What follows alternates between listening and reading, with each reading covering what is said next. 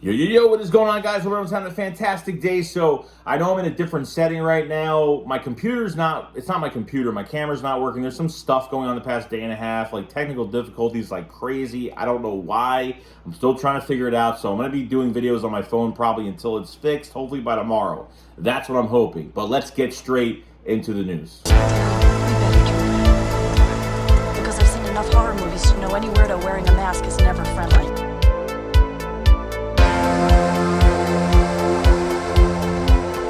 Looking at the NFC East right now, and obviously, you know, the Eagles were on their bye. We're coming off our bye now, getting ready for the Pittsburgh Steelers next week at 1 o'clock, which I think they're headlining the 1 o'clock game, so it should be broadcasted nationally, which is a great thing. The Eagles getting more attention, which is a good thing, so hopefully they show more games for us, which is great, especially if you live out of Philadelphia like I do. Yeah, definitely helps me. The NFC East is interesting. Could be the strongest division in the conference. I mean, literally. You have Tampa Bay losing to the Panthers. Green Bay just looks horrible. And, you know, the 49ers are either hit or miss. And it's a very weak conference. You can have 3 NFC East teams going to the playoffs. Like, no joke. No joke.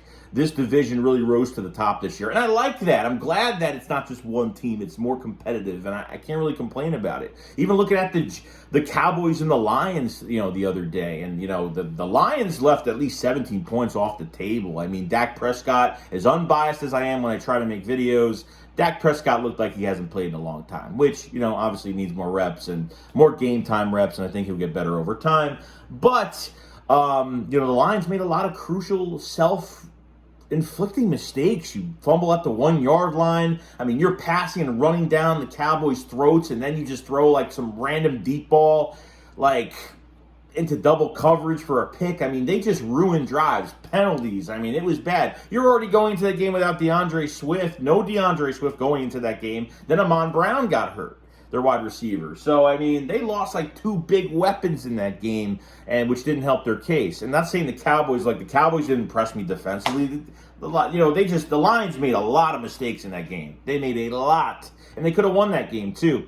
You know, the second half, the Cowboys, you know, changed it up. They started running a lot more, Ezekiel Elliott and Tony Pollard, and they did a really good job. And Dak didn't Dak had a good amount of passes that looked really inaccurate and really bad. But, you know, Cowboys fumbled, I think, once in the game, but that's just what it is.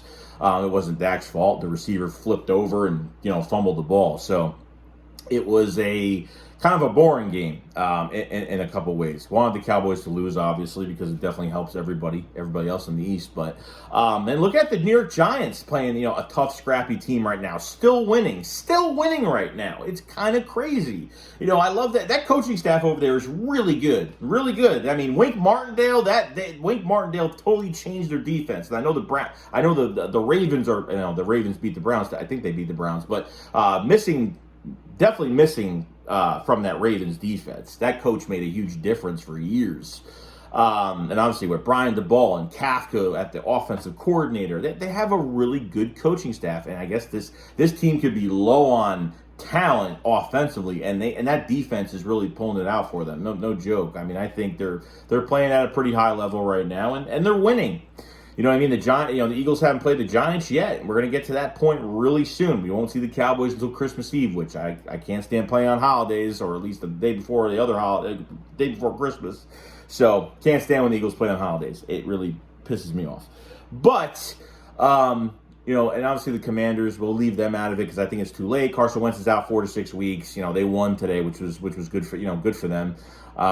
You know, and I think they'll get better without Carson Wentz. I think Carson should be benched, and I think they'll be better off without him. So that's what I think about that. Not because I hate Carson Wentz, because Carson Wentz has not been playing good. So that's just what it is with that. Looking at the schedules for all 3 of these teams right now. Now, I think the Eagles have a little bit of an upper hand right now. It depends on if the Vikings can get wins over the Cowboys and the Giants.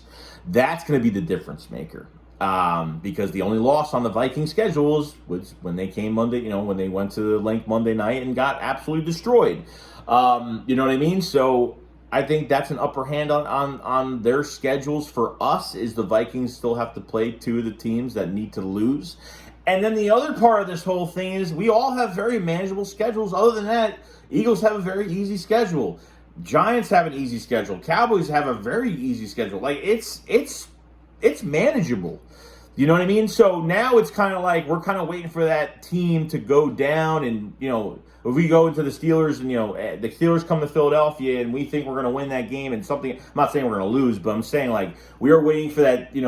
Between the Giants, Cowboys, and Eagles to just lose and throw a game away because of a stupid critical error.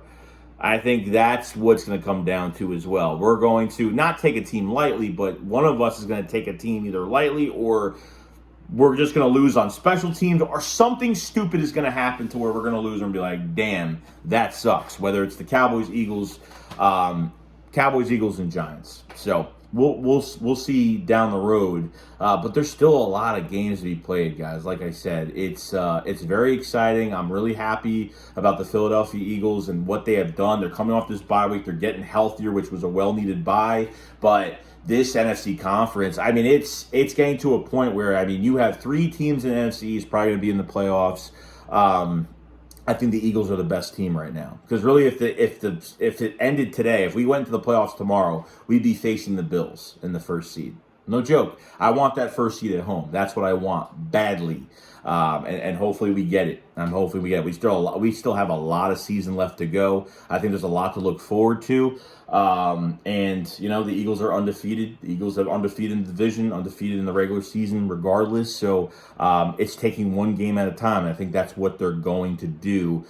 So I kind of just want to give my take on just the NFC East in general. And to be honest, it's competitive again. I can't really complain. I'm glad that the NFC East is finally, it's not just one team blowing out every. And usually you have those teams that are, obviously the NFC East is always competitive in those games. But saw some differences this year between, obviously, when the Cowboys played the Giants, when the Eagles played the Cowboys. Like the Eagles playing Washington, there was a lot of differences in those games, and there was weaknesses that were exploited as well in those games too. So I think all 3 teams are playing well and have really easy schedules. So it's going to come down to who's going to really blow a game away, who's going to just lose a game because of a stupid error, a stupid mistake.